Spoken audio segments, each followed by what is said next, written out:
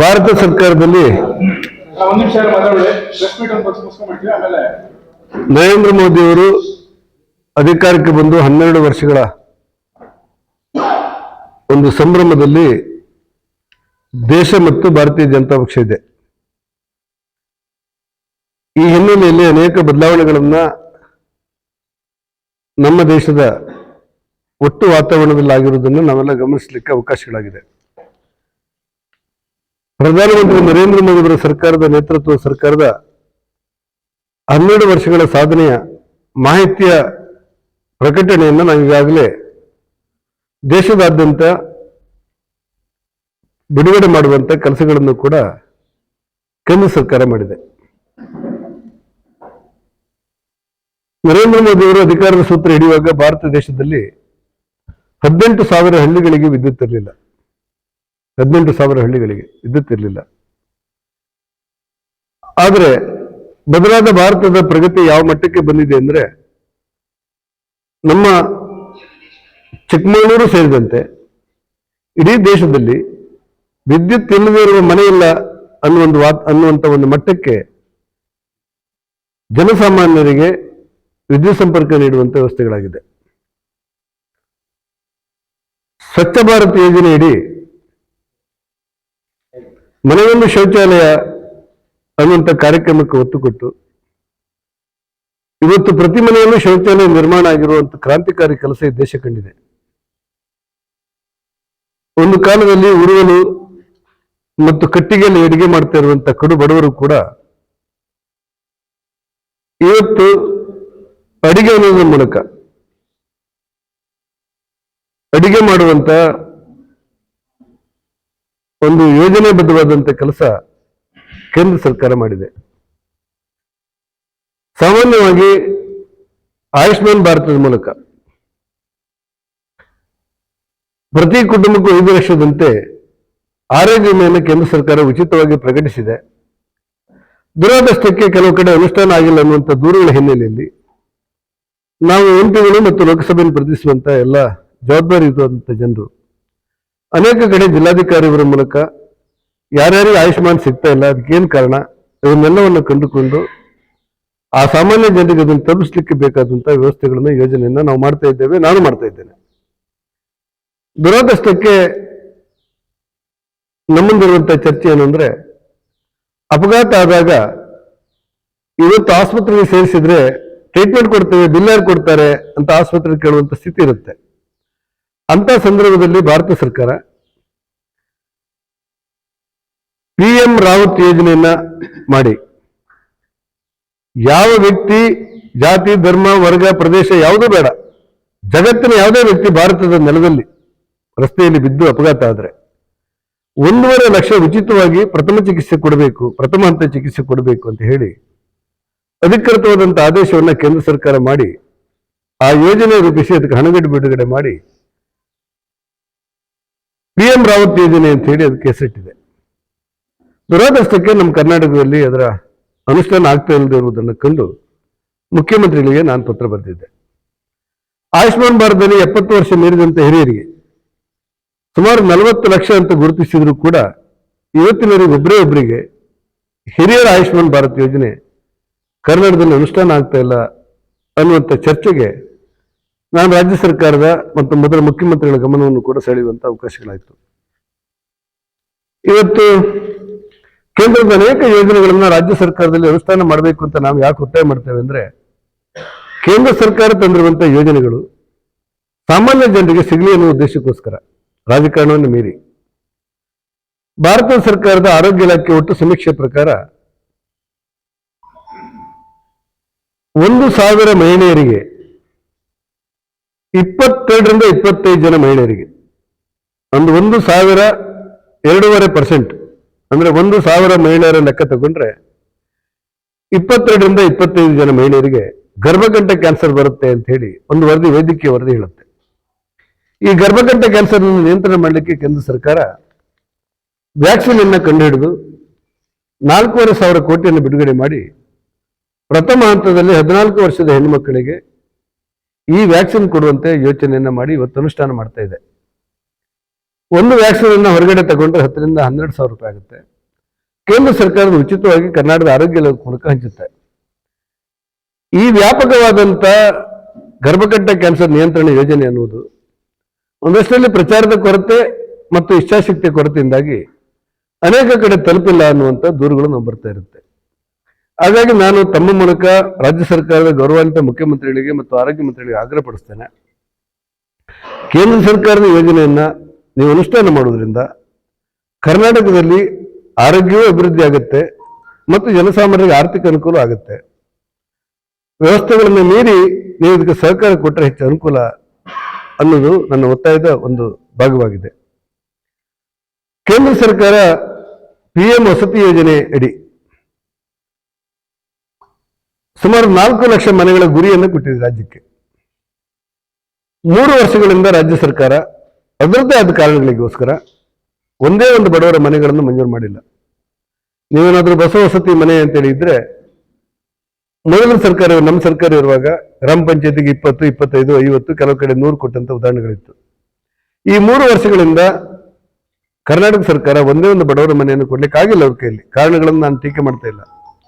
ಆದ್ರೆ ಕೇಂದ್ರ ಸರ್ಕಾರದ ಕೇಂದ್ರ ಸರ್ಕಾರದ PM ವಸತಿ ಯೋಜನೆಯೂ ಕೂಡ ಅನುಷ್ಠಾನದಲ್ಲಿ ಪ್ರಗತಿಯನ್ನು ಕಂಡಿಲ್ಲ. ಜಲಜೀವನ ಯೋಜನೆಗೆ ಕೇಂದ್ರ ಸರ್ಕಾರ 72 ಸಾವಿರ ಕೋಟಿ ರೂಪಾಯಿಯನ್ನು ಬಿಡುಗಡೆ ಮಾಡಿ ಪ್ರಥಮ ಹಂತದಲ್ಲಿ ದೇಶದ ಎಲ್ಲ ರಾಜ್ಯಗಳಲ್ಲೂ ಕೂಡ 50% ರಾಜ್ಯ ಸರ್ಕಾರ, 50% ಕೇಂದ್ರ ಸರ್ಕಾರ ಹಾಕುವಂತ ಯೋಜನೆಯನ್ನು ತಗೊಂಡು ಬರುತ್ತೆ. ಆ ಯೋಜನೆಯಲ್ಲಿ ರಾಜ್ಯ ಸರ್ಕಾರ ಅದನ್ನು ಟೆಂಡರ್ ಮಾಡಿ ಅನುಷ್ಠಾನ ಮಾಡಬೇಕು.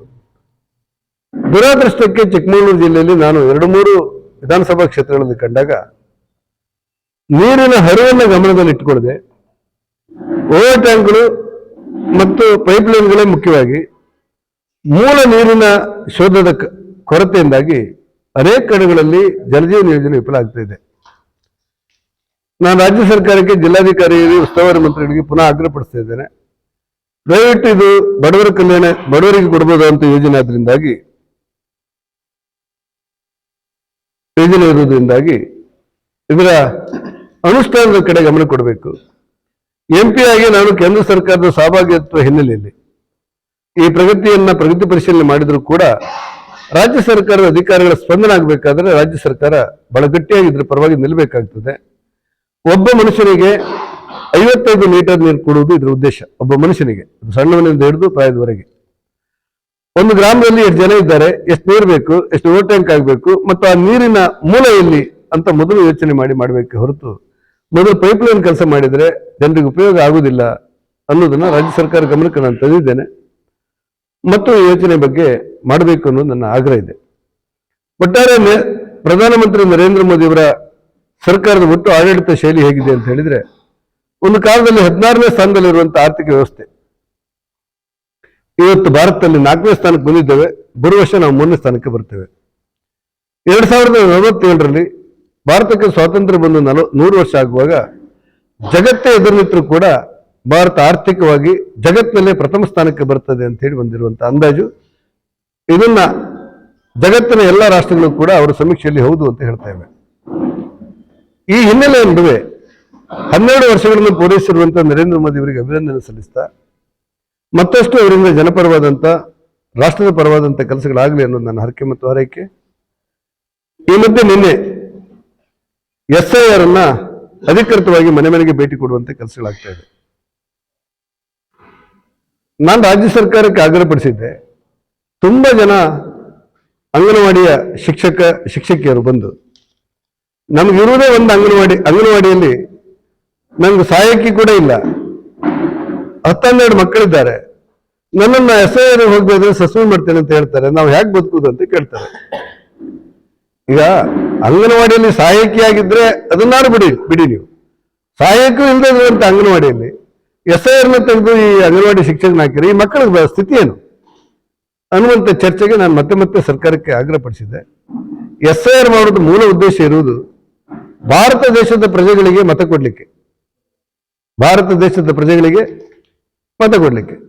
ಭಾರತೀಯರಿಗೆ ಮತ. ಸನ್ಮಾನ್ಯ ಸಿದ್ದರಾಮಯ್ಯನವರು ನಿನ್ನೆ ಬಹಳ ಆರ್ಭಟದ ಮೂಲಕ ಪ್ರಜಾತಂತ್ರದ ವ್ಯವಸ್ಥೆಗೆ ಧಕ್ಕೆ ಅಂತಾರೆ. ಈ ಪ್ರಜಾತಂತ್ರದ ವ್ಯವಸ್ಥೆಗೆ ನೈಜವಾದಂತ ಮತದಾರರೊಬ್ಬರಿಗೆ ಮತ ಹಾಕ್ಲಿಕ್ಕೆ ಅವಕಾಶ ಕೊಡುವ ಸಂದರ್ಭದಲ್ಲಿ ಪ್ರಜಾತಂತ್ರ ವ್ಯವಸ್ಥೆಗೆ ಧಕ್ಕೆ ಆಗುವುದು ಹೇಗೆ ಅಂತ ನಾನು ಕೇಳ್ತೇನೆ. ಮತ್ತು ಯಾರು ಭಾರತೀಯರಲ್ಲ, ಉದಾಹರಣೆಗೆ ಯಾವುದೋ ಒಂದು ಕಾಫಿ ತೋಟದಲ್ಲಿ ಬಾಂಗ್ಲಾದೇಶಿಯರು ಬಂದು ಅವರದ್ದಾದ ಒಡಂಬಡಿಕೆ ಮೂಲಕ ಕೆಲಸಗಳನ್ನು ಮಾಡಿ ಅಲ್ಲಿ ಅವರು ಮತ ಹಾಕಿದ್ರೆ ಬಾಂಗ್ಲಾದೇಶದ ಪರವಾಗಿ ಮತ ಹಾಕಬಹುದಾಗುತ್ತೆ ಹೊರತು ಭಾರತೀಯರಿಗೆ ಮತ ಹಾಕದಂತ ಆಗುದಿಲ್ಲ. ಆ ಕಾರಣಕ್ಕೆ ಈ SIR ಅನ್ನುವುದು ಚುನಾವಣಾ ಆಯೋಗ, ಅದು ಸ್ವತಂತ್ರ ಸಂಸ್ಥೆ. ಆ ಸಂಸ್ಥೆ ಮೂಲಕ ನೈಜವಾದ ಮತದಾರರನ್ನು ಗುರುತಿಸುವುದು, 18 ವರ್ಷ ತುಂಬಿದಂತಹ ಮತದಾರರಿಗೆ ಅವಕಾಶಗಳನ್ನು ಕೊಡುವುದು, ಮೃತರಾದವರು ಯಾರು ಇದ್ದರೂ ಅದನ್ನು ಡಿಲೀಟ್ ಮಾಡುವುದು. 4-6 ಕಡೆ ಕೆಲವು ಬುದ್ಧಿವಂತರು ಇದ್ದಾರೆ, 4-6 ಕಡೆ ಮತ ಹಾಕ್ತಾರೆ. ಅವರು ಬಹಳ ಬುದ್ಧಿವಂತರು, ಬಹಳ ದೊಡ್ಡ ಕಲಾವಿದರು ಇದ್ದಾರೆ, ಸಾಹಿತಿಗಳು ಇರ್ತಾರೆ, ಕೆಲವು ಕಡೆ ತಿಳುವಳಿಕೆ ಇದ್ದವರು ಇರ್ತಾರೆ. 4 ಕಡೆ ಮತ ಹಾಕಿದಂತ ಮತದಾನ ಇರುವಂತ ಕಡೆ ಒಬ್ಬ ಭಾರತೀಯನಿಗೆ 1 ಕಡೆ ಮತ ಅನ್ನುವಂಥ ವಿಚಾರವನ್ನು ಊರ್ಜಿತಗೊಳಿಸುವುದು ಇದರ ಮೂಲ ಉದ್ದೇಶವಾಗಿದೆ.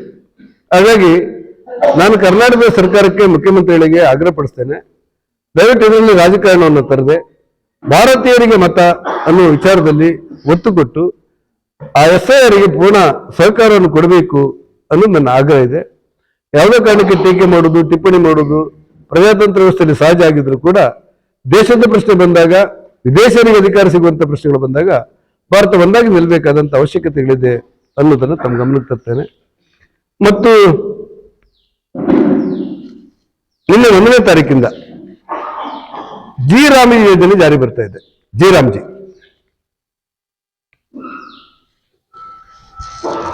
ನರೇಗಾ ಯೋಜನೆಯನ್ನ ರಾಮ್ಜಿ ಅಂತ ಹೆಸರು ಬದಲಿಸಿದ್ದಕ್ಕೆ ಒಂದಷ್ಟು ಟೀಕೆಗಳು ಬಂದವು. ಪಂಚಾಯತ್ ರಾಜ್ಗೆ ಅಧಿಕಾರ ಕಸಿಲಾಗಿತ್ತೆ ಅಂತೇಳಿ ಆರೋಪಗಳನ್ನ ಹಿಂದಿನ ಗ್ರಾಮೀಣಾಭಿವೃದ್ಧಿ ಮಂತ್ರಿಗಳಾಗಿರುವಂತಹ ಸನ್ಮಾನ್ಯ ಪ್ರಿಯಾಂಕ ಖರ್ಗೆ ಅವರು ಮಾಡಿದರು. ಮುಂದುವರೆದು ಕಡಿಮೆ ದಿವಸಗಳ ಅವಧಿಯನ್ನು ಕೊಟ್ಟಿದ್ದೀರಿ ಅಂತ ಹೇಳಿದರು.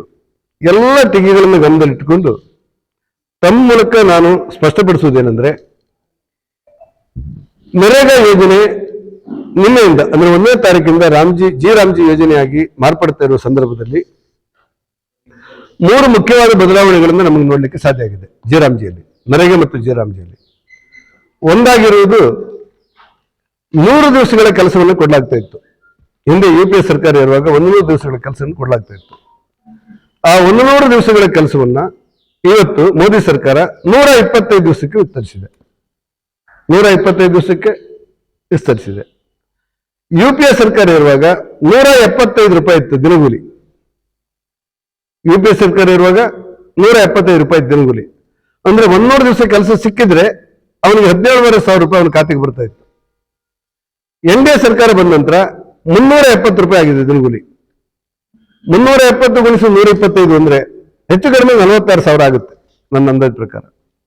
17,500ಕ್ಕೂ 46,000ಕ್ಕೂ ಇರುವಂತಹ ಅಂತರವನ್ನು ಕೂಡ ಜನ ಗಮನಿಸಬೇಕು. ಕೂಲಿ ಮಾಡುವವರಿಗೆ ಯಾರಿಗೂ ತೊಂದರೆ ಆಗಿಲ್ಲ. 100 ದಿವಸ ಇರುವುದು 125 ದಿವಸ, 175 ರೂಪಾಯಿ ಇರುವುದು 370 ರೂಪಾಯಿ. ಹಾಗಾಗಿ ಯಾವ ಕೂಲಿ ಮಾಡುವವರಿಗೂ ಕೂಡ ಇದರಿಂದ ತೊಂದರೆ ಆಗಿಲ್ಲ. ಕೂಲಿ ಮಾಡುವವರಿಗೆ 15 ದಿವಸದಲ್ಲಿ ಪಾವತಿ ಮಾಡಬೇಕು ಅಂತ ಹಿಂದಿನ ನಿಯಮ ಇತ್ತು UPA ಸರ್ಕಾರದಲ್ಲಿ. ಮೋದಿ ಸರ್ಕಾರದಲ್ಲಿ ಅದನ್ನು 7 ದಿವಸ ಕೊಡಬೇಕು, 15 ದಿವಸವರೆಗೆ ಕಾಯಬಾರದು ಅಂತ ಹೇಳಿರ್ತಾರೆ. UPA ಸರ್ಕಾರ ಇರುವಾಗ ಬಹಳ ದೊಡ್ಡ ಕ್ರಾಂತಿ ಕೆಲಸದ ಹೆಸರಿನಲ್ಲಿ ವರ್ಷಕ್ಕೆ 35,000 ಕೋಟಿ ರೂಪಾಯಿನ ಮೀಸಲಿಸಿದ್ದೇವೆ ಅಂತ ಹೇಳ್ತಾ ಇದ್ರು. 35,000 ಕೋಟಿ ರೂಪಾಯಿ. ಇವತ್ತು NDA ಸರ್ಕಾರದಲ್ಲಿ 96,000 ಕೋಟಿ ರೂಪಾಯಿನ ಕಾದಿರಿಸಿದ್ದಾರೆ. ಹಾಗಾಗಿ ಬಹಳ ದೊಡ್ಡ ಬದಲಾವಣೆಗಳು ಮತ್ತು ಜನಹಿತಕ್ಕೆ ಅನುಕೂಲ ಆಗುವಂತ ವ್ಯವಸ್ಥೆಗಳಾಗಿದೆ. ನಿನ್ನೆ ಸನ್ಮಾನ್ಯ ಈಶ್ವರ ಖಂಡ್ರೆ ಅವರು ಒಂದು ಹೇಳಿಕೆಯನ್ನು ಕೊಡ್ತಾರೆ. 60 ದಿವಸಗಳ ಕಾಲ ರಜೆ ಕೊಟ್ಟಿದ್ದೀರಿ ಅಂತೇಳಿ. ಅದು ಹಾಗೆ ಮಾಡಿದ್ದಲ್ಲ. ಈ ವರ್ಷದ ಎಲ್ಲಾ ದಿವಸಗಳನ್ನು ಕೂಡ ಕೆಲಸ ಮಾಡಲಿಕ್ಕೆ ಕೆಲವು ಕಡೆ ಆಗುದಿಲ್ಲ. ಯಾಕಂದ್ರೆ ಕೆಲವು ಕಡೆ ಸುಗ್ಗಿ ಅಂತ ಬರುತ್ತೆ, ಕೆಲವು ಕಡೆ ಕಟಾವು ಸಮಯ ಬರುತ್ತೆ, ಕೆಲವು ಟೈಮು ನಿಮ್ಮ ನಾಟಿ ಟೈಮ್ ಬರುತ್ತೆ. ಆವಾಗ ಜನ ಏನ್ ಮಾಡ್ತಾರೆ ಅಂದ್ರೆ 2 ಕಡೆ ಕೆಲಸ ಮಾಡ್ಲಿಕ್ಕೆ ಆಗುದಿಲ್ಲ ಅಂತ ಹೇಳಿ ದೂರು ಕೊಡ್ತಾರೆ. ಆ ಕಾರಣಕ್ಕೆ ರಾಜ್ಯ ಸರ್ಕಾರ ಇಚ್ಛಿಸಿದಲ್ಲಿ ನಾಟಿ ಮತ್ತು ಕಟಾವಿನ ಸಮಯಕ್ಕೆ 60 ದಿವಸಗಳ ಕಾಲ ವಿರಾಮ ಕೊಡಲಾಗಿದೆ ಹೊರತು 125 ದಿವಸ ಯಾವುದೇ ಬದಲಾವಣೆ ಇಲ್ಲ. 125 ದಿವಸದಲ್ಲಿ ಯಾವ ಬದಲಾವಣೆಗಳೂ ಇಲ್ಲ, ಅದರಿಂದ ಕಡಿತ ಆಗಿಲ್ಲ.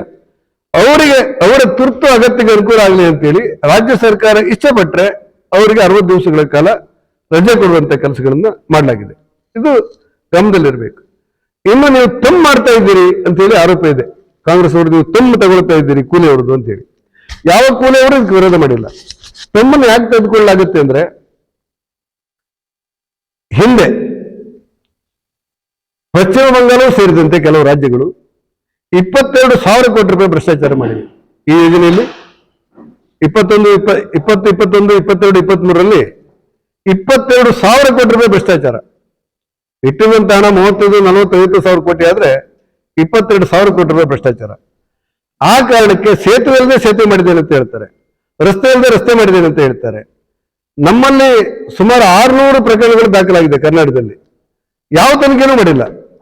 ಹಾಗಾಗಿ ಜನರು ಯಾರದ್ದು ಮಾಲೀಕನೊಬ್ಬ ಅಥವಾ ಯಾರೋ ಹಣವಂತ ಒಬ್ಬ, ಯಾರೋ ರಾಜಕಾರಣಿಯೊಬ್ಬ ಏನನ್ನೂ ಬಳಸದೆ ಬಿಲ್ ಮಾಡಿ ಅವನ ಖಾತೆಗೆ ಜಮಾ ಆಗಬಾರದು ಅನ್ನುವ ಕಾರಣಕ್ಕೋಸ್ಕರ ತಂದು ಕೊಡಬೇಕು ಅಂತ ಯೋಚನೆಯನ್ನ ಮಾಡಲಾಗಿದೆ. ಹಾಗಾಗಿ ಪಂಚಾಯತ್ ರಾಜ್ ಅಧಿಕಾರವನ್ನು ಮುಟ್ಲೇ ಇಲ್ಲ. ಗ್ರಾಮ ಸಭೆಗಳ ಮೂಲಕ, ವಾರ್ಡ್ ಸಭೆಗಳ ಮೂಲಕ, ಪಂಚಾಯತ್ ಸಭೆಗಳ ಮೂಲಕ ಏನ್ ಕಾರ್ಯಕ್ರಮ ಉಂಟು ಆ ಎಲ್ಲ ಕಾರ್ಯಕ್ರಮ ಹಾಗೆ ಉಳಿದಿದೆ. ಈ ಹಿನ್ನೆಲೆಯಲ್ಲಿ ನಾನು ಕರ್ನಾಟಕ ಸರ್ಕಾರಕ್ಕೆ ಆಗ್ರಹಪಡಿಸುವಂತದ್ದು, ಅವ್ರು ಹೇಳ್ತಾ ಇರೋದು ಏನಂದ್ರೆ, ನಮ್ದು ಪರ್ಸೆಂಟೇಜ್ ನಾವು 10% ಕೊಡ್ತಾ ಇತ್ತು, 40% ಕೊಡ್ಲಿಕ್ಕೆ ಹೇಳಿದ್ದೀರಿ ಅಂತೇಳಿ. ಎಲ್ಲಿ ಹಣ ದುರುಪಯೋಗ ಆಗುತ್ತೋ ಅಲ್ಲಿ ಅವರ ಸಹಭಾಗಿತ್ವ ಇದ್ರೆ ಹೆಚ್ಚು ಜಾಗೃತಿ ಆಗುತ್ತೆ ಅನ್ನೋದು ನಾವು ಕಂಡುಕೊಂಡಿರುವಂತ ಸತ್ಯ. ಆ ಹಿನ್ನೆಲೆಯಲ್ಲಿ ಜನರ ಪರವಾಗಿ, ಬಡವರ ಪರವಾಗಿ ಪರಿಷ್ಕೃತವಾಗಿರುವಂತಹ ಜಿ ಕಾಯ್ದೆಗೆ ಎಲ್ಲ ಒಟ್ಟಾಗಿ ಬೆಂಬಲ ಕೊಡಬೇಕು ಅಂತೇಳಿ ತಮ್ಮ ಮೂಲಕ ನಾನು ರಾಜ್ಯ ಸರ್ಕಾರಕ್ಕೆ ಆಗ್ರಹಪಡಿಸ್ತೇನೆ.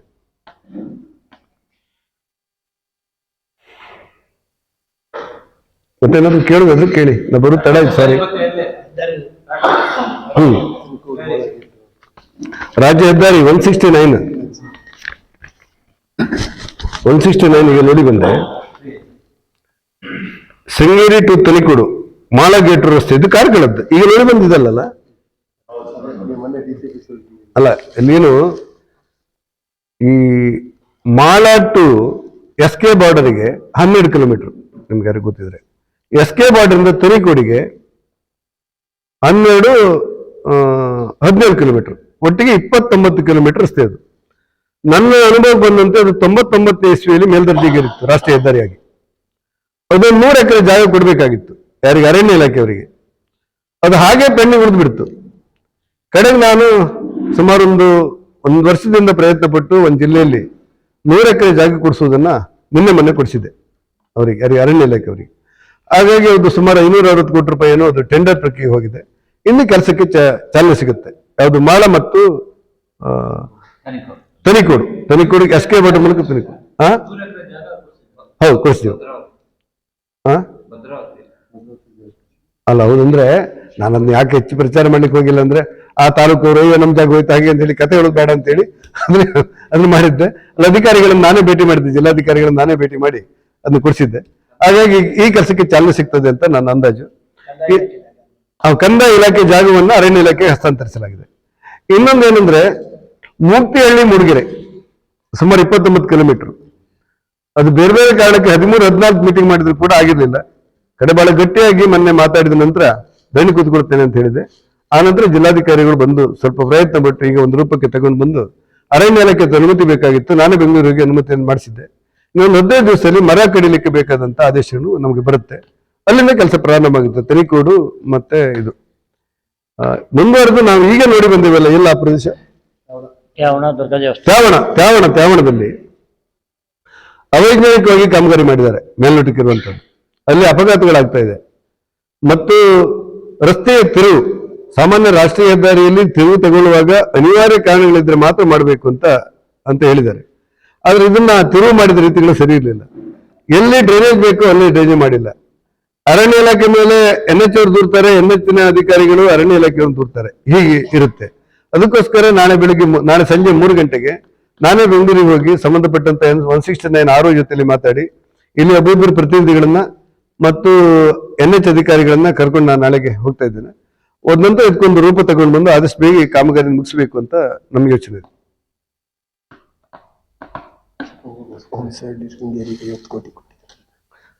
ಶೃಂಗೇರಿಯ ಹುಣಸೆಹಳ್ಳಿಯಿಂದ ಪ್ರಾರಂಭವಾಗಿ ಮುಂದುವರೆದ ಕಾಮಗಾರಿಗೆ 50 ಕೋಟಿ ರೂಪಾಯಿಯನ್ನ CRF ಫಂಡ್ ಅಲ್ಲಿ ಮಂಜೂರಾಗಿದೆ. ಸಣ್ಣ ಸಂಧಾನ ಏನಂತ ಹೇಳಿದ್ರೆ 118 ಕೋಟಿ ರೂಪಾಯಿ ನಮ್ಮ ಕ್ಷೇತ್ರಕ್ಕೆ ಬಂದಿದೆ ಉಡುಪಿ ಚಿಕ್ಕಮಗಳೂರು ಕ್ಷೇತ್ರಕ್ಕೆ. ಹೆಚ್ಚು ಭಾಗ ಚಿಕ್ಕಮಗಳೂರು ಜಿಲ್ಲೆಗೆ ಬಂದಿದೆ. ಆ 118 ಕೋಟಿ ರೂಪಾಯಿನ ಬಿಡುಗಡೆ ಮಾಡೋದಕ್ಕೆ ನಾನು ಮಾನ್ಯ ಗಡ್ಕರಿ ಅವರಿಗೆ ಅಭಿನಂದನೆಗಳನ್ನು ಹೇಳಿದ್ದೆ. ಸಹಜವಾಗಿ ರಾಜ್ಯ ಸರ್ಕಾರ ಅದನ್ನ ಶಿಫಾರಸು ಮಾಡಿರುತ್ತೆ ಇಲಾಖೆ ಮೂಲಕ. ಹಾಗಾಗಿ ನಾನಿಲ್ಲಿ ಯಾವುದೇ ಚರ್ಚೆ ಮಾಡ್ಲಿಕ್ಕೆ ಹೋಗ್ತಾ ಇಲ್ಲ. ಯಾರೇ ಆದ್ರೂ ಕೂಡ ಕೇಂದ್ರ ಸರ್ಕಾರ ಇಷ್ಟು ಹಣವನ್ನು ಕೊಟ್ಟಿದೆ ಅನ್ನೋದೇ ನಂಗೊಂದು ಸಮಾಧಾನ ಸಂಗತಿ. ರೈಲು ಸಂಪರ್ಕ ಈ ಶೃಂಗೇರಿಯ ಮೂಲಕ ಮಂಗಳೂರು ತಲುಪಬೇಕು ಅಂತೇಳಿ ಇದೆ. ಈ ಮಧ್ಯದಲ್ಲಿ ಎನ್ನಾರ್ಪುರದವರು ಮತ್ತು ಕೊಪ್ಪದವರು ಬಂದು ನಮ್ಮ ರೈಲು ವೇಳೆ ಮೊದಲಿತ್ತು ಬ್ರಿಟಿಷ್ ಕಾಲದಲ್ಲಿ, ಅದು ಸರಿಪಡಿಸಬೇಕು ಅಂತ ಹೇಳಿದ್ದಾರೆ. ಅದಕ್ಕೋಸ್ಕರ ಮೊನ್ನೆ ಸತಿ ಮೀಟಿಂಗ್ ಕರೆದಿದೆ. ಎಲ್ಲ ಅಧಿಕಾರಿಗಳು ತಮ್ಮ ಮಾಹಿತಿಯನ್ನು ಇಟ್ಕೊಂಡು ಬರ್ತೇವೆ ಅಂತ ಹೇಳಿದ್ದಾರೆ. ಬಹುತೇಕ 10 ರಿಂದ 12ನೇ ತಾರೀಕು ಒಂದು ಮೀಟಿಂಗ್ ಕರೆದು ಅಂತಿಮ ಮಾಡಿ ಹೆಚ್ಚು ಅನುಕೂಲ ಆಗುವಂತ ವ್ಯವಸ್ಥೆಗೆ. ಯಾಕಂದ್ರೆ ಒಂದಷ್ಟು ಜನ ಪರಿಸರವಾದಿಗಳು ಬಂದು ನೋಡಿ ಇದರಲ್ಲಿ ಪರಿಸರ ಸಮಸ್ಯೆ ಆಗ್ತದೆ ಅಂತ ಹೇಳುವುದು ಇದ್ದಾರೆ. ಆದ್ರೆ ಇವತ್ತಿನ ಕಾಲದಲ್ಲಿ ಜನರಿಗೆ ಅನುಕೂಲ ಆಗುವ ದೃಷ್ಟಿಯಿಂದ ಹೆಚ್ಚು ಅನುಕೂಲ ಆಗುವಂತ ವ್ಯವಸ್ಥೆಗೆ ನಾವು ಹೋಗಬೇಕು. ಹಾಗೆ ಮಾಡ್ತೇವೆ.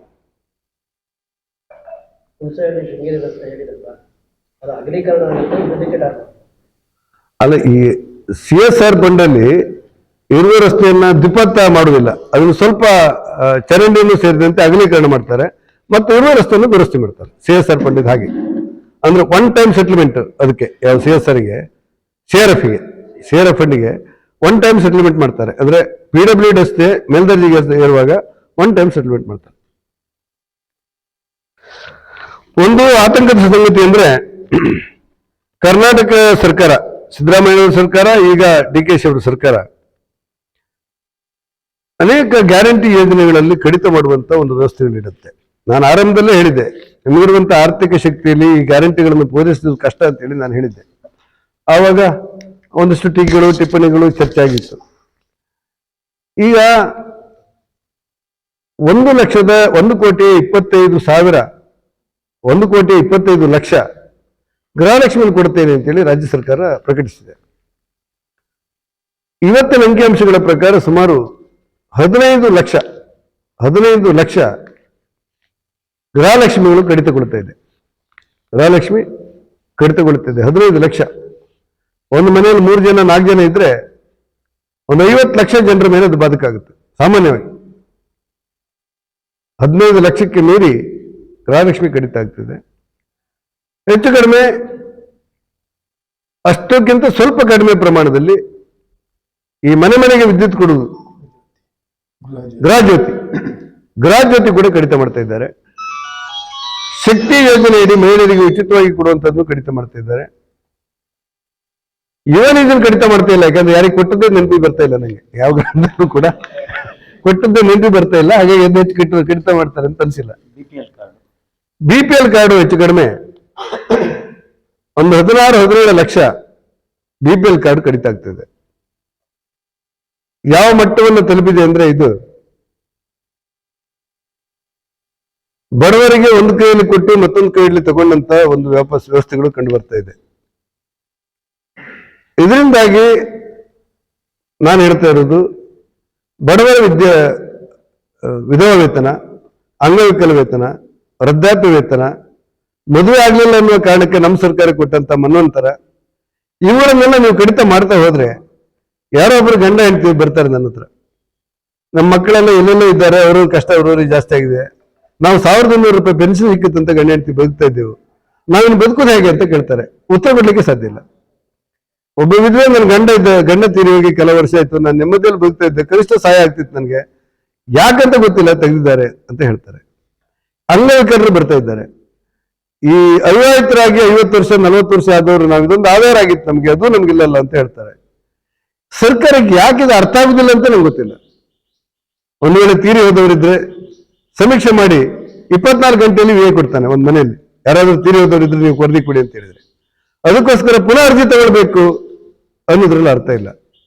ಹಾಗಾಗಿ ಎಲ್ಲ ವ್ಯವಸ್ಥೆಯಲ್ಲೂ ಕೂಡ ಸರ್ಕಾರ ಎಡುತ್ತಾ ಇದೆ ಅಂತ ನನಗೆ ಅನ್ಸುತ್ತೆ. SIR ಅಲ್ಲಂತೂ ಕೇಂದ್ರ ಸರ್ಕಾರವನ್ನು ದೂರ ಬಿಟ್ಟರೆ ಮತ್ತೇನು ಅವ್ರು ಮಾಡ್ತಾ ಇಲ್ಲ. ಎಲ್ಲ ಯೋಜನೆಗಳನ್ನ ಅನುಷ್ಠಾನ ಮಾಡಿ ಬಡವರಿಗೆ ಸಹಾಯ ಮಾಡಬೇಕಾದಂತ DKಶಿ ಸರ್ಕಾರ ವಿನಾಕಾರಣ ಗೊಂದಲದ ಗೂಡಾಗಿರುವಂತ ಪರಿಸ್ಥಿತಿಗಳು ನಿರ್ಮಾಣ ಆಗ್ತಾ ಇದೆ. ಆ ಹಿನ್ನೆಲೆಯಲ್ಲಿ ಸಾರ್ವಜನಿಕರು ಇದನ್ನು ಗಮನಿಸಬೇಕು. ಕೇಂದ್ರ ಸರ್ಕಾರ ಜನಹಿತಕ್ಕೆ, ಜನಮತಕ್ಕೆ ಮತ್ತು ಜನರ ಅನುಕೂಲಕ್ಕೆ ತಕ್ಕಂತೆ ಯೋಜನೆಗಳನ್ನು ರೂಪಿಸ್ತಾ ಇದ್ರೆ, ರಾಜ್ಯ ಸರ್ಕಾರ ಕೊಟ್ಟ ಅಧಿಕಾರವನ್ನ, ಕೊಟ್ಟ ಅವಕಾಶವನ್ನ ವಾಪಸ್ ಪಡೀತಿರುವಂತ ದುರಂತದ ನಡುವೆ ಇವತ್ತು ರಾಜ್ಯ ಸರ್ಕಾರ ಹೆಜ್ಜೆ ಆಗ್ತಾ ಇದೆ. ಒಂದು ರಾಜಕೀಯ ಪಕ್ಷವಾಗಿ ನಾವು ಇದನ್ನು ಬಹಳ ದಿವಸಗಳ ಕಾಲ ನೋಡ್ತಾ ಇರ್ಲಿಕ್ಕೆ ಸಾಧ್ಯ ಇಲ್ಲ. ಪ್ರಜಾಪ್ರಭುತ್ವದಲ್ಲಿ ಆಳುವವರು ಅಧಿಕಾರ ತಗೊಂಡು ಓಟ್ ತಗೊಂಡವರು, ಇಲ್ಲ ನಿಮ್ಗೆ ಗೃಹಲಕ್ಷ್ಮಿ ಅಂತ ಕೊಡ್ತಾ ಹೇಳಿದ್ದವುದು ಈಗ ನಾವು ಕೊಡುವುದಿಲ್ಲ ಅಂತ ಹೇಳಿದ್ರೆ, ನಾವು ನಿನ್ನ ಹೆಂಡತಿಗೂ ಬಸ್ಸಲ್ಲಿ ಫ್ರೀ, ನನ್ನ ಹೆಂಡತಿಗೂ ಬಸ್ಸಲ್ಲಿ ಫ್ರೀ ಅಂತ ಹೇಳಿ ಹೇಳಿದವರು ಅದ ಕಾಕಾ ಪಾಟೀಲ ಮತ್ತೊಂದು ಮಾದೇವಪ್ಪ. ಕಾಕಾ ಪಾಟೀಲ ಮಾದೇವಪ್ಪ ಇಬ್ಬರಿಗೂ ನಿನ್ನ ಹೆಂಡತಿಗೂ ಫ್ರೀ ನನ್ನ ಹೆಂಡತಿಗೂ ಫ್ರೀ ಅಂದ್ರೆ, ಅಲ್ಲ ಒಂದ್ ಹೆಂಡತಿ ಮಾತ್ರ ಫ್ರೀ ಮತ್ತೊಂದು ಹೆಂಡತಿ ಫ್ರೀ ಇಲ್ಲ ಅಂತ ಹೇಳಿ ಕೇಳಲಿಕ್ಕೆ ಆಗುದಿಲ್ಲ. ಗ್ರಾಹ್ಯತೆ ಕೊಡ್ತೇನೆ ಉಚಿತ ಅಂತ ಹೇಳಿದವರು, ಉಚಿತ ಖಚಿತ ಅಂತ ಹೇಳಿದವರು, ಕೆಲವರು ಮಾತ್ರ ಕೊಡ್ತೇವೆ ಅಂತ ಹೇಳಿದ್ರೆ ಕೇಳೋದಿಲ್ಲ. ಹುಡುಗರಿಗೆಲ್ಲ ವಿದ್ಯಾವಂತರೆಲ್ಲ ಬನ್ನಿ ಅಂತ ಹೇಳಿದವರು ಇವತ್ತು ನಮ್ಗೆ ಸಂಬಂಧ ಇಲ್ಲ ಅಂತ ಹೇಳಿದ್ರೆ ಕೇಳಲಿಕ್ಕೆ ಆಗೋದಿಲ್ಲ. ನೀವು ಪೆನ್ಷನ್ ಅನ್ನು ಬಿಟ್ಟು ಓಲ್ಡ್ ಏಜ್ NOP ಅಲ್ಲ OAP ಹಳೆ ಪಿಂಚಣಿ, ಯಾವುದು ಸರಿಯಾ, ಹಳೆ ಪಿಂಚಣಿ ಕೊಡ್ತೇನೆ ಎಲ್ಲ ಸರ್ಕಾರಿ ನೌಕರರು ನಮ್ಗೆ ಓಟ್ ಹಾಕಿ ಅಂತೇಳಿ, ಈ ಓಟ್ ಹಾಕಿದ ನಂತರ ಹಳತು ಇಲ್ಲ ವಸ್ತು ಇಲ್ಲ ಅಂತ ಹೇಳಿದ್ರೆ ಕೇಳಲಿಕ್ಕೆ ಆಗುದಿಲ್ಲ. ಅದಕ್ಕೋಸ್ಕರ ಭಾರತೀಯ ಜನತಾ ಪಕ್ಷ ಯೋಚನೆ ಮಾಡ್ತಾ ಇದ್ದೇವೆ. ಒಂದೆರಡು ದಿವಸ ಹೋಗ್ತಾ ಇದೆ. ಈಗ ಈ ಹೋದ ತಕ್ಷಣ ಸರಿಯಾದ ಲೆಕ್ಕ ಸಿಗುತ್ತೆ ನಮಗೆ. ಆ ಸಿಕ್ಕಿದ ತಕ್ಷಣ ಆ ಬಡವರ ಪರವಾಗಿ ನಿಂತು ಹೋರಾಟ ಮಾಡುವಂತ ಹಕ್ಕನ್ನು ಕಾಯ್ದಿರಿಸಿಕೊಂಡಿದ್ದೇವೆ. DKC ಸರ್ಕಾರಕ್ಕೆ ಇದು ನಮ್ಮ ಎಚ್ಚರಿಕೆ.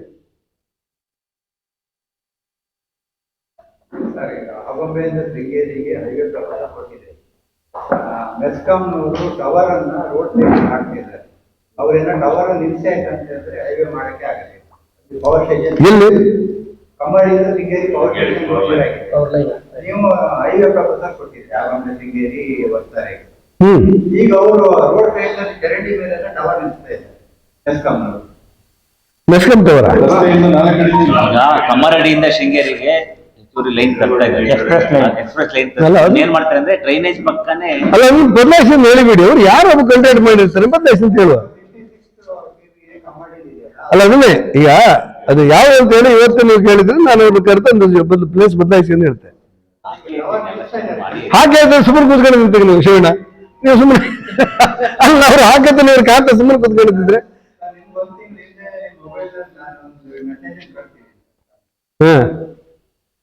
ಮೆಸೇಜ್ ಕಳಿಸಿದ ಏನದು ಹೇಳಿ. ಅಲ್ಲ ನಾನು ಅದನ್ನು ನೀವು ಕಳಿಸದಿದ್ರೆ ನಾನು DC ಕಳಿಸಿರ್ತಿ, ಅದೇನಾಗಿದೆ ನಂಗೆ ಗೊತ್ತಿರೋದಿಲ್ಲ. ಅಲ್ಲ ನಡೀತಾನೆ ಇತ್ತು ನೋಡ್ರಿ, ನೀವು ಸ್ವಲ್ಪ ಗಟ್ಟಿ ನಿಲ್ಲಿಸ್ಬೇಡ್ವಾ? ಎಲ್ಲದು ಮೊಬೈಲ್ ಅಲ್ಲಿ ಆಗುತ್ತೇನ್ರಿ ಕೆಲಸ? ಮೆಸೇಜ್ ಆಗಿದ್ರೆ ಪೂರ ಕೆಲಸ ಆಗುತ್ತಾ ನಿಮ್ಗೆ ಗೊತ್ತಿಲ್ಲ? ನಾನು ನಿಮ್ಗೆ ಮೆಸೇಜ್ ಆಗಿದ್ರೆ ಪೂರ್ತಿ ಮಾಡ್ತೀನಿ. ನೀವು ಕುತಂತ್ರ ನೋಡಿ ಯಾವ ರೀತಿ ಮಾತಾಡುದು. ಮೆಸೇಜ್ ಕೇಳಿ, ಈಗ MP ಆಗಲಿ MLA ಆಗಲಿ MLC ಆಗಲಿ ನೀವೊಂದು ಮೆಸೇಜ್ ಹಾಕಿದ್ರೆ ಫೋನ್ ಮಾಡಿದ್ರೆ ಕನ್ಸಲ್ಟ್ ಅಧಿಕಾರಿಗಳಿಗೆ ನಾನು ಅದನ್ನು ಕೊಟ್ಟು ನೀವು ಸರಿಪಡಿಸಿ ಅನ್ನೋದು ಕ್ರಮ. ನೀವು ಪ್ರೆಸರ್ ಏನ್ ಮಾಡಿದೀನಿ ನಾನು ಅಲ್ದ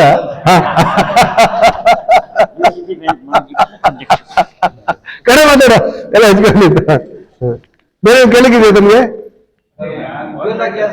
ಇಲ್ಲ ನೀವು ಮಾತಾಡಿಲ್ಲ, ಪ್ರೆಸರ್ ಮಾತ್ರ.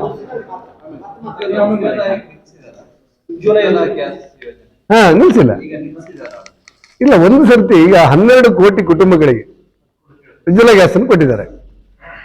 ಇನ್ನು ಹೊಸದಾಗಿ ಯಾರಾದ್ರೂ ಮನೆ ವಿಭಜನೆ ಆದವರು ಏನಾದ್ರು ಅಂದ್ರೆ ಹಳೆ ಮನೆ ಕಟ್ಟಿ ಹೊಸ ಕಟ್ಟುತ್ತಿದ್ದೇ ಅವ್ರಿಗೆ ಉಜ್ವಲ ಗ್ಯಾಸ್, ಅದ್ರಲ್ಲಿ ಬೇರೆ ಬರೋದಿಲ್ಲ. ಇನ್ನೇನಾದ್ರೂ ಮನೆ ವಿಭಜನೆ ಮಾಡ್ಕೊಂಡವ್ರು ಇದ್ರೆ ಅವ್ರು ಎಷ್ಟಿದ್ದಾರೆ ಏನಿದ್ದಾರೆ ನೋಡ್ಬೇಕು. ಆ ಉಜ್ವಲ ಗ್ಯಾಸ್ ನಿಲ್ಸಿಲ್ಲ. ಏನಾಗಿದೆ ಇವತ್ತು ಈ ತೈಲ ರಾಷ್ಟ್ರಗಳ ನಡುವೆ ಯುದ್ಧ ಆದಾಗ, ಪ್ರಪಂಚ ಯುದ್ಧ, ನಿಮ್ ರಾಮಚಂದ್ರ ಗುಹಾ ಅಂತೇಳಿ ನಿಮ್ಗೆಲ್ಲ ಪರಿಚಿತರು, ಅವ್ರು ಬಹಳ ದೊಡ್ಡ ಲೇಖಕರು. ಯಾರು ಅವ್ರಿಗೆ ದಿವಸಕ್ಕೆ 2 ಲೇಖಕರು ಬಂದ್ರೆ 3 ಸತಿ ಯಾರು ಮೋದಿಗೆ ಬೈಬೇಕು ಅವರಿಗೆ ಅಂತಾರೆ. ಅವರಿಗೆ ಒಂದು ರೀತಿ ಎಡಪಂಥಿ, ಬಹಳ ವಿಚಾರವಾದಿ ಅವರು. ಅವ್ರು ಯಾವತ್ತೂ ಕೂಡ ನಮ್ಗೆ ಟೀಕೆ ಮಾಡೋರು ನಮ್ಮ ಸರ್ಕಾರವನ್ನು.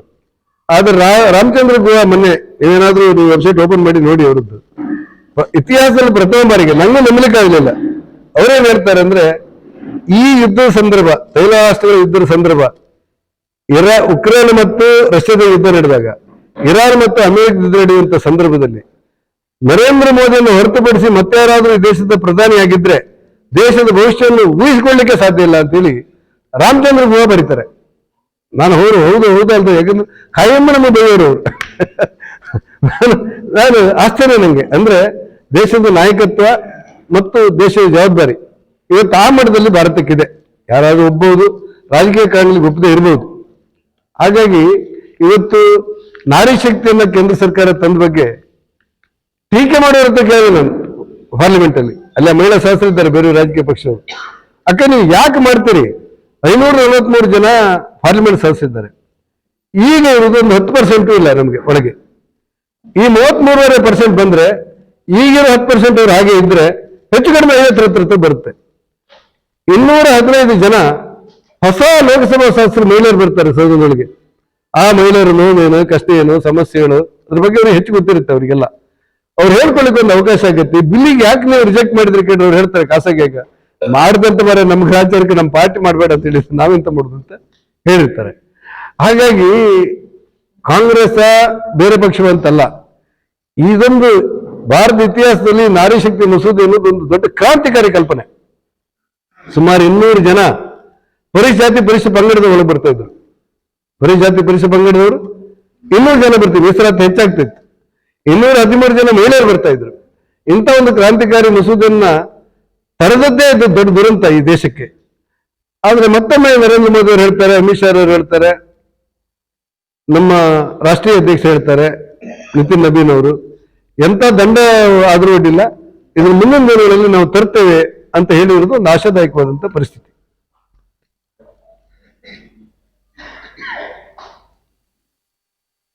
ಈ ಒಂದು ಪತ್ರಿಕಾಗೋಷ್ಠಿಯಲ್ಲಿ ಹಾಜರಿದ್ದು ಪತ್ರಿಕಾಗೋಷ್ಠಿಯನ್ನು ಎಲ್ಲ ಮಾಧ್ಯಮಗಳಿಗೆ ಧನ್ಯವಾದಗಳು ಸಲ್ಲಿಸ್ತೇವೆ. ಹಾಗೆ ಈ ಪತ್ರಿಕಾಗೋಷ್ಠಿ ನಡೆಸಿಕೊಟ್ಟಿರ್ತಕ್ಕಂಥ ನಮ್ಮ ಮಾನ್ಯ ಸಂಸದರಾಗಿರ್ತಕ್ಕಂಥ ಲಕ್ಷ್ಮಣ ಪೂಜಾರಿ ಅವರಿಗೂ ಹಾಗೂ ವೇದಿಕೆಯಲ್ಲಿರ್ತಕ್ಕಂಥ ಎಲ್ಲ ಧನ್ಯವಾದಗಳು. Thank you.